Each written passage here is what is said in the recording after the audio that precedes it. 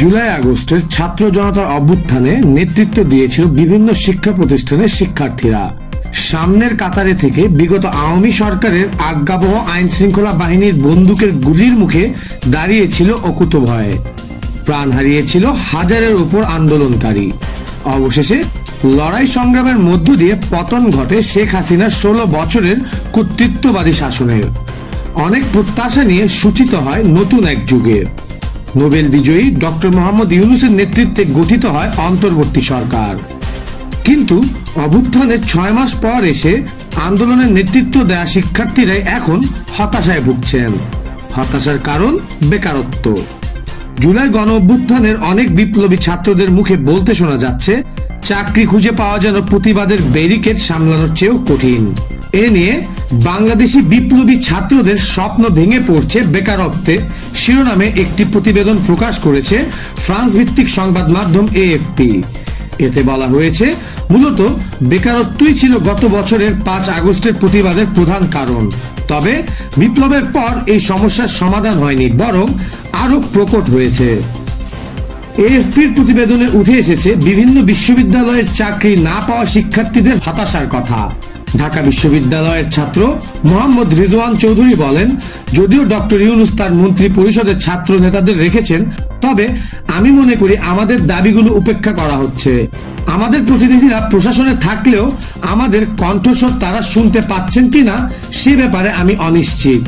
বাংলাদেশ পরিসংখ্যান bureau BBS এর তথ্যে উঠে এসেছে, 2024 সালের সেপ্টেম্বরের শেষ দিকে 17 কোটি জনসংখ্যার দেশে চাকরি প্রত্যাশীর সংখ্যা 26,60,000-এ পৌঁছেছে। আগের বছরে ছিল 24,90,000। অর্থাৎ এই এক বছরে বেকারত্বের সংখ্যা বেড়েছে 6%।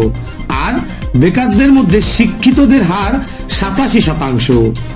গত বছরের সেপ্টেম্বরে আন্তর্জাতিক মুদ্রা তহবিল IMF বাংলাদেশকে সতর্ক করে বলেছিল, দেশের অর্থনৈতিক কার্যক্রম গুরুতরভাবে ধীর গতিতে চলছে, যেখানে মুদ্রাস্ফীতি দ্বিগুণের ঘরে পৌঁছেছে। তারপর মরার উপর খরার ঘা হিসেবে তৈরি হলো সরকারের রাজস্ব আয় কমে যাওয়া, পাশাপাশি ব্যয়ের চাপও দিন দিন বাড়ছে। এ অবস্থায় অনেকের কাছেই শেখ হাসিনার ক্ষমতাচ্যুতির উচ্ছ্বাস এখন স্নান হয়ে চলেছে। প্রতিবেদনে দেখা যায়, 31 বছর বয়সী শুক্কুর আলী সাহিত্য থেকে স্নাতক পাশ করে তার বৃদ্ধ ও অসুস্থ বাবা মাকে সাহায্য করার জন্য খণ্ডকালীন চাকরি করছেন। তিনি AFP-কে বলেন, সংবাদপত্রে এখন তেমন কোনো চাকরির সংবাদ পাওয়া যায় না। এখন যে কোনো কাজই আমার জন্য গুরুত্বপূর্ণ। আমি শুধুমাত্র একটি চাকরি চাই।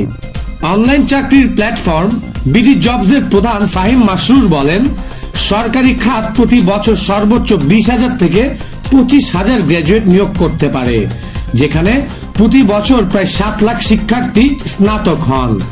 আর বেসরকারি খাত চাকরি দিতে পারে 85% গ্র্যাজুয়েটকে।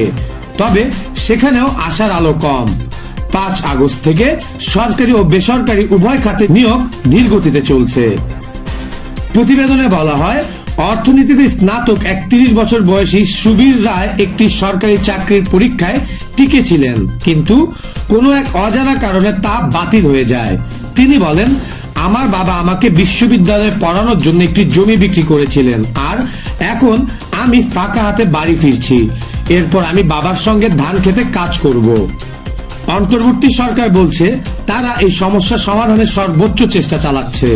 এই বিষয়ে প্রধান উপদেষ্টার প্রেস সচিব শফিকুল আলম বলেন, কর বৃদ্ধি করা হয়েছে। এই কর সংগ্রহ করে সরকার জনখাতে বিনিয়োগ করবে। এতে বিপুল সংখ্যক চাকরির সুযোগ সৃষ্টি হবে। শিহাবুদ্দিন চৌধুরী, দ্য রিপোর্ট.লাইভ।